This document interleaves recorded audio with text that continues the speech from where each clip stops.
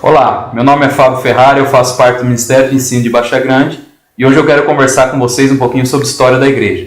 Você sabe por que o cristão precisa saber da história da igreja? Para isso eu chamei aqui o meu amado irmão Evanildo, professor de História da Igreja do Ministério de Ensino de Baixa Grande, e ele vai conversar um pouquinho conosco sobre isso através de algumas perguntas. Evanildo é homem casado, né? Tem 3 filhos, atua na área de ensino de Baixa Grande, ministrando a matéria de História da Igreja. Ele também é um ministro da palavra, além de receber também a Igreja do Senhor Jesus na sua casa, né? É um prazer tê-lo aqui conosco, Evanildo. Que o Senhor continue abençoando sua vida, ministrando a sua vida, para que você possa contribuir com o reino dele aqui na terra. Amém. Amém. Então eu queria começar, Evanildo, exatamente por essa pergunta que as pessoas precisam entender o porquê que o cristão precisa saber a história da igreja. Afinal de contas, ele faz parte dessa igreja, né, que tem uma história para contar, né? Isso. Olá, tudo bem? Como você falou, infelizmente hoje a história da igreja ela é um tanto quanto negligenciada pelos cristãos. Muitos não se interessam pelo seu estudo e pouco conhecem sobre o que aconteceu durante todo esse período. Existem vários motivos para que venhamos estudar a história da igreja, né? Existem muitos motivos para a igreja insistir e começar a estudar a história da igreja. Não vou citar todos, vou citar apenas 2 pontos que eu acho bem principais nesse sentido, que são, primeiro, que a história da igreja é a nossa história.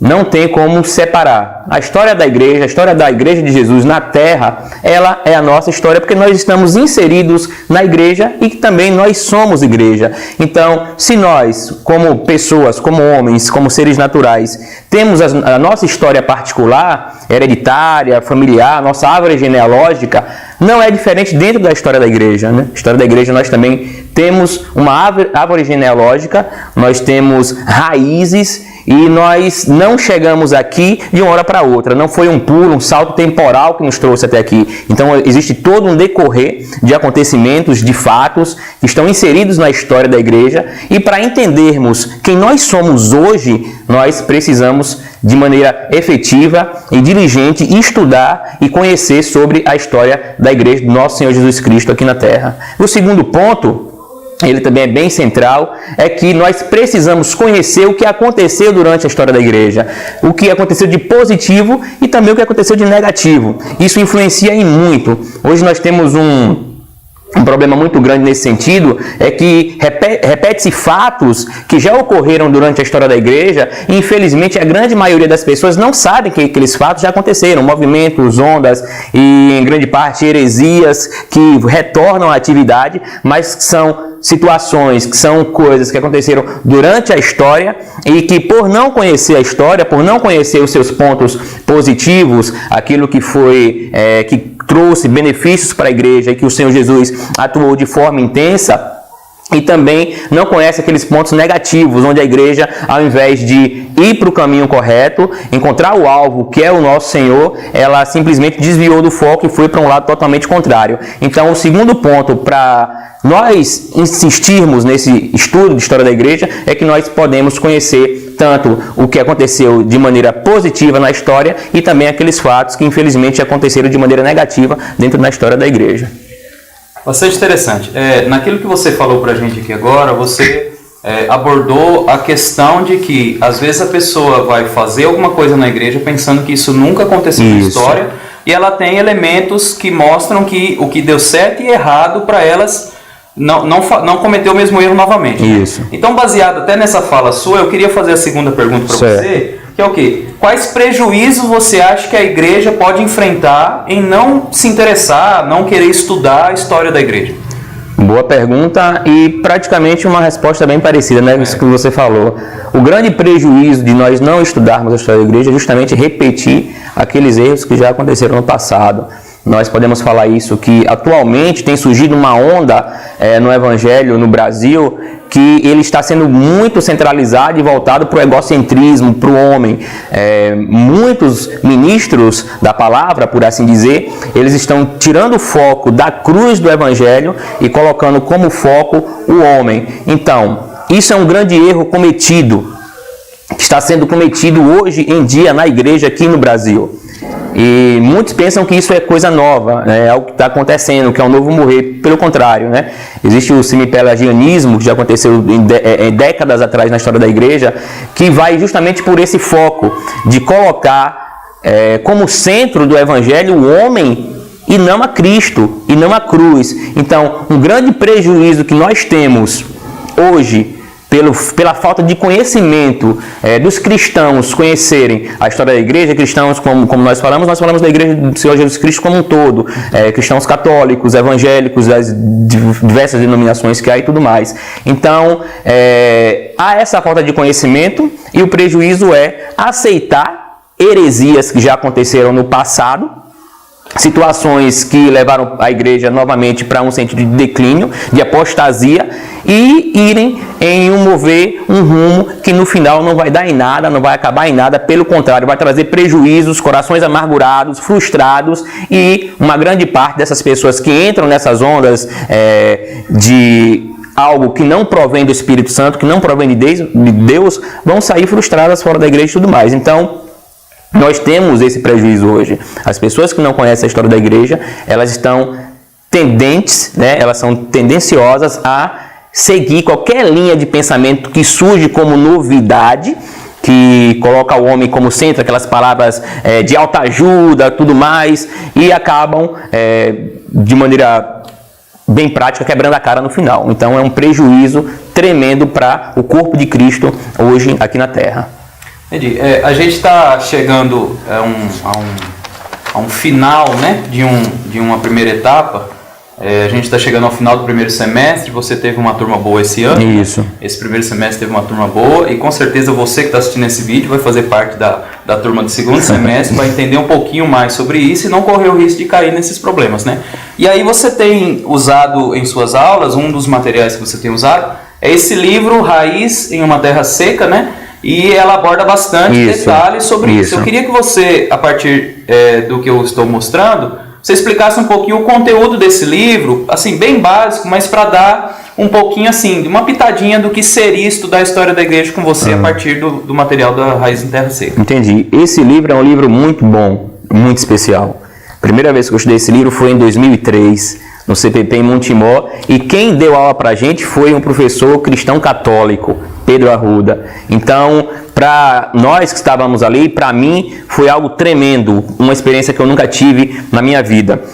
Ele é um livro bem simples de entendimento, um dos melhores que eu já vi, apesar dele ser resumido e trazer uma visão bastante panorâmica da história da igreja. Ele abrange a história da igreja desde as nossas raízes judaicas até os avivamentos de 1900, 1960 por aí. Ele vem um decorrer, uma linha temporal que nos dá uma visão panorâmica e bem sucinta do que é a história da igreja e do que aconteceu na história da igreja. E outra coisa interessante nesse livro é que ele traz dois pensamentos, dois pontos de vista. O primeiro pensamento que ele traz é que a igreja, quando ela sai da sua igreja primitiva, daquela igreja gloriosa de Atos 2, um pensamento de que a igreja ela cai, ela declina, ela entra em apostasia. E outro ponto de vista é que quando a igreja sai, entra do segundo século em diante, ela tem uma progressão, um progresso, e o que acontece está somando com a vida da igreja. Então ele aborda esses dois pontos e dá o ponto de vista dele e nos mostra a pensar, a inquirir sobre o que realmente aconteceu, uma análise do que aconteceu e do que vai acontecer depois da história da igreja, para nós chegarmos em uma conclusão que se a igreja ela progrediu, ela cresceu em Cristo, ou se realmente ela perdeu as suas bases, ela perdeu a sua raiz e declinou em apostasia. Então nós trabalhamos esses dois pontos de vista. Charles Smith ele traz, como eu já falei, de maneira simples, ele não usa um palavreado difícil, né, técnico, onde as pessoas têm difícil entendimento. Não é assim. São palavras simples, um texto simples, bem abrangente. Ele não entra em muitos detalhes. Isso é bom para o nosso curso, por exemplo, que é um curso básico, né, que não vai entrar em muita coisa profunda da história da igreja, mas não vai nos dar uma visão panorâmica. Então, para os alunos isso é essencial e cria-se também uma curiosidade, talvez em alguns homens, alguns outros acontecimentos, em buscar algo mais profundo, mais pleno, esse tipo de coisa.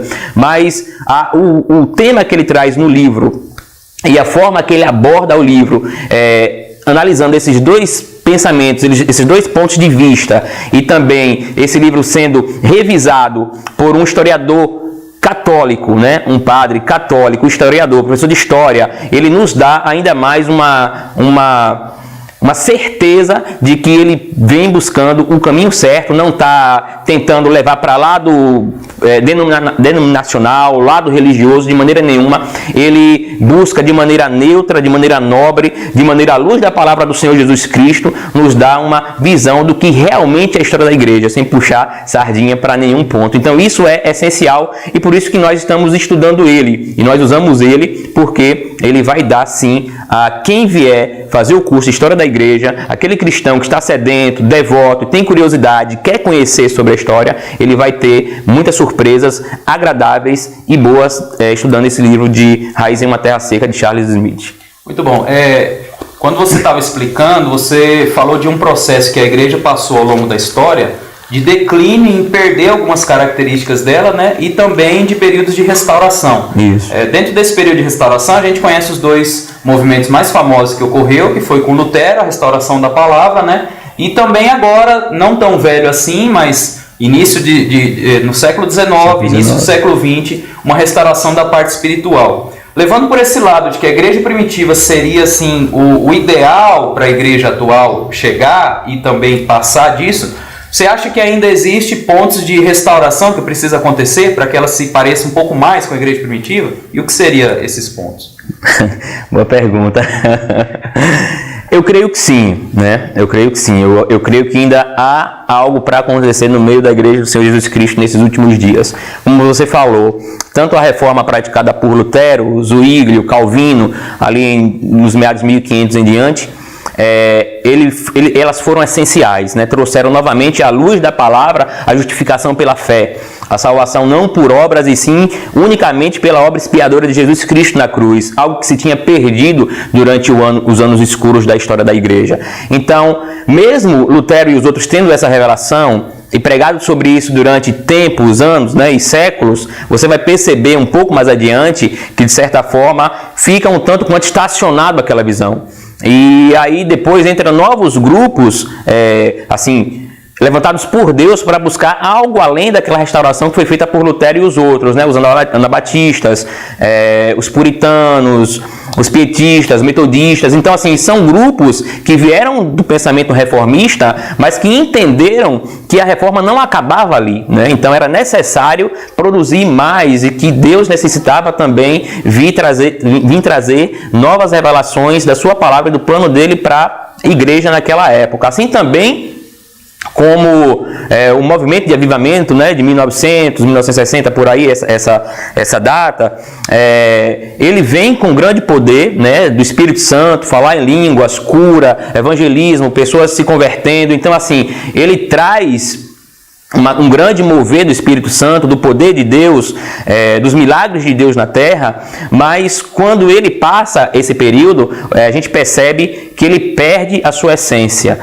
E ali, muitos grupos, eles entram em extremismo, entram em heresias e perdem aquilo que Deus trouxe para eles, justamente porque não tem uma base, um alicerce firmado na palavra. Então, o Sr. João sempre falava da terceira reforma, né? John Walker, né? O pai disse que nós cremos, né, que nós tanto admiramos, ele sempre falava da terceira reforma. E quando ele falava da terceira reforma, ele falava da união desses dois acontecimentos, tanto da restauração da palavra, como da restauração e do avivamento do Espírito Santo, unidos, juntos, trazendo essa nova reforma, essa terceira reforma. E aí não vai perder a base, a palavra vai vir com poder, a palavra viva que nós falamos, que nós chamamos, que nós cremos que vai ser ainda visto aqui na terra, no meio da igreja do Senhor Jesus Cristo, e o Espírito Santo vindo com poder e glória, assim como foi na época época de Jesus, com curas, milagres, ressuscitando mortos, aleijados andando, cegos vendo, mas na base da palavra, para não correr para a heresia, para não correr para extremismo, tudo em uma linha balanceada e tudo mais. E fora isso, outros acontecimentos, né? Israel entrando no plano de Deus novamente, como nós estamos vendo hoje, e vários outros. Mas sim, eu creio que nesses últimos dias que nós estamos vivendo, o Senhor Jesus, através do seu Espírito Santo, da sua palavra, da sua revelação, ele vai trazer novos moveres para o nosso tempo, mas não moveres que vão ser limitados e que daí vão culminar no que nós mais desejamos, que é a volta de Jesus, essa segunda vinda de Cristo para a terra, novamente para a sua igreja, um povo santo, uma igreja gloriosa que nós vemos falando sempre na sua palavra. É interessante destacar essa parte do Espírito Santo combinado com a palavra, porque os dois são um, né? Eles funcionam muito bem e funcionaram muito bem na igreja primitiva quando caminhavam juntos, né? Quando você separa, corre o risco de cair em extremos, né? Agora, pegando sobre esse evento mais próximo de nós, né? Porque Lutero tá no século XVI e a gente queria mais do Espírito Santo, e isso começou a aparecer mais fluentemente a partir do século XIX, mais forte no início do século XX. E aí, no início do século XX, a gente tem um fato extremamente marcante na história da igreja, que é o avivamento da Rua Azusa, né? E eu queria que você falasse um pouquinho qual o principal fator de importância que aconteceu a partir do avivamento da Rua Azusa. Certo. Isso é muito interessante também, né? É algo que nós desejamos. O Avivamento na Rua Azusa, esse livro de Frank Bartman, ele traz coisas preciosas para nós, para a Igreja do Senhor Jesus Cristo hoje. Mas antes de falar dele, é interessante a gente notar que no próprio livro ele vai estar falando isso, que o Avivamento Azusa, ele começa depois de um avivamento que já acontece no país de Gales, né? Em 1904 começa o avivamento no país de Gales com Evan Roberts, e do país de Gales as centelhas do Espírito Santo vai se espalhando por todo o território, né, europeu, americano e tudo mais. Então, em 1906 começa o Avivamento Azusa, né? O Avivamento na Rua Azusa. E o interessante de nós analisarmos, e quem puder ler o livro, quem puder buscar um entendimento sobre isso, a leitura sobre isso, você vai se surpreender, é que algo que nós queremos que vai acontecer hoje também na Igreja do Senhor Jesus hoje, que o primeiro passo para o avivamento é arrependimento. Né? Ele fala muito sobre isso nesse livro, ele dá a base para o que é o avivamento, que ele vai entrar na questão de arrependimento, que é você enxergar a real situação da igreja do Senhor hoje e ver que ela não está de acordo no padrão que é desejado por ele, que ele busca, que nós devemos andar, e isso vai trazer com que a igreja dele, em unidade como corpo, entre em um espírito de expiação, de clamor, de oração, e veja a necessidade de estar aos pés do Senhor, pedindo misericórdia e pedindo que ele venha com o seu Espírito Santo sobre a igreja. Então, quando você lê esse livro, o Avivamento da Rua Azusa, você vai ver pessoas de coração quebrantado. Primeiro passo que o Senhor dá é quebrantar o coração das pessoas. Elas não são pessoas orgulhosas, pessoas que se acham, tanto que ele cita muito que o avivamento ele começa por desconhecidos, não tem um nome específico, né? Por exemplo, Frank Bartman, ele escreveu esse livro de experiências pessoais que ele tem. Diz que ele foi o principal intercessor do avivamento, mas ele não foi o homem que trouxe o avivamento. Quem trouxe o avivamento foi o Espírito Santo, foi Deus. E nas reuniões de oração de palavra, não tinha uma pessoa específica para levar, para trazer, onde as pessoas esperavam que viesse alguma coisa através dela. Não, pelo contrário. Hoje nós temos isso, nós sempre esperamos algo em algum homem, de alguma pessoa, em algum líder. E nos avivamentos, tanto do país de Gales, com Evan Roberts, que ele saiu de cena, tanto da Rua Azusa, com Frank, também com William Seymour, que vai aparecer um pouco, eles não se colocam como centro, mas o centro é sempre Deus, o Senhor Jesus Cristo, a pessoa do Espírito Santo. E esse clamor, essa busca intensa, leva outras pessoas que não sabemos nem o nome, mas que estavam ali junto com eles, derramando lágrimas, derramando arrependimento, e Deus ouve essas orações e vem com a sua mão poderosa sobre a igreja, e ele traz conversões em massa, pessoas arrependidas, pessoas que elas têm uma experiência viva e real com o Senhor Jesus Cristo, e isso também faz com que a igreja ela venha assumir uma posição muito maior na sua época. E nós cremos, eu creio que você crê também, Nós cremos que isso vai voltar a acontecer nos nossos dias, né? O Senhor vai levantar clamor no seu povo, pessoas de coração quebrantado, que não estão nem aí para nome, para posição, para título, mas estão visando única e exclusivamente Ele, né? A restauração da sua igreja, a sua igreja novamente vivendo de acordo com sua palavra, como foi em Atos, como foi na igreja primitiva, como foi com Jesus e os seus 12 apóstolos, e Ele vai trazer. Então, assim, quando você lê um livro desse, vem sentimentos no seu coração, não tem como não vir sentimentos. Eu acho que o primeiro sentimento que vem é vergonha. A vergonha da nossa posição, do que nós buscamos hoje. E o segundo sentimento que nós temos, que traz ao nosso coração quando nós lemos esse livro, é o desejo de que o Senhor novamente venha reacender a chama que o Espírito Santo queimou um dia, ele vai voltar a queimar. Quando nós lemos a história do avivamento da Rua Azusa, a história de outros avivamentos, a história de homens que Deus usou para trazer a glória dele para a terra, o desejo, o sentimento que vem no nosso coração novamente é que ele faça isso de novo, através das nossas vidas. E esse é o nosso desejo, que a igreja leia esse material, que ela tenha experiência e veja o que aconteceu durante a sua história e ela venha clamar novamente ao Senhor Jesus para que isso venha agora de maneira mais poderosa, de maneira como nunca aconteceu antes e faça também hoje no nosso meio. Muito interessante. Evanildo falou bastante pontos importantes, o porquê que você deve estudar a história da igreja, né? E eu tenho certeza que alguma coisa despertou curiosidade em você e ele ficou falando várias vezes sobre esse livro que eu fiz a pergunta para ele, né? O Avivamento da Rua Azusa. E aí eu tenho uma novidade para você que tem interesse em ler esse livro. No nosso perfil no Instagram a gente está fazendo o sorteio desse livro. O sorteio será no dia 19 desse mês de junho agora. E se você quiser concorrer a esse livro, você vai lá no nosso perfil, segue o perfil do Instagram, curte a foto oficial e marca 3 amigos seus também para tentar ganhar o livro e ser abençoado por Deus através do depoimento desse avivamento que aconteceu na história da igreja. Eu queria agora, Evanildo, primeiramente te agradecer por todo o esclarecimento que você nos deu e nos sentimos muito honrados aqui por tudo que você falou e por tudo que você explicou. E eu queria agora que você falasse para esse possível aluno seu no segundo semestre para vir estudar com você, para vocês sentarem junto e descobrir um pouquinho mais sobre a história da igreja.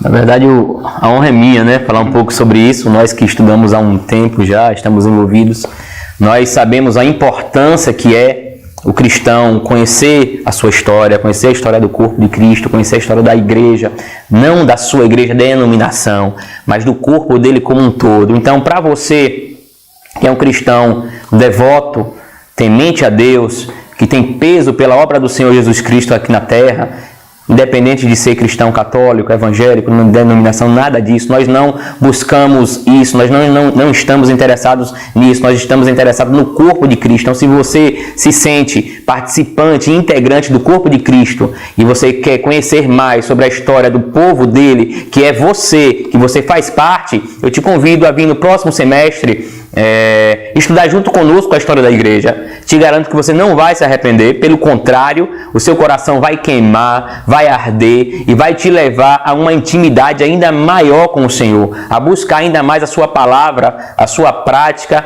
e se enquadrar, se alinhar naquilo que Ele quer fazer nos nossos dias. Então, pode vir, venha estudar a história da igreja conosco, vai ser uma grande honra, vai ser muito bom estarmos juntos, tirando dúvidas, aprendendo juntos, tendo experiências juntos e você vai ser muito bem-vindo.